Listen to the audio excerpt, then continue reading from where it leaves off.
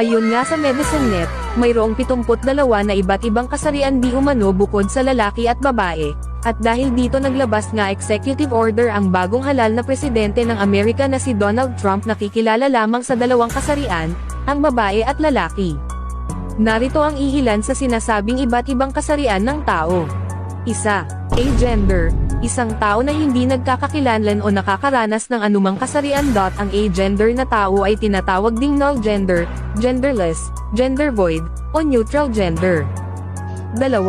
Abomigender, kaugnay ng pagiging malalim, walang hanggan, at makabuluhan.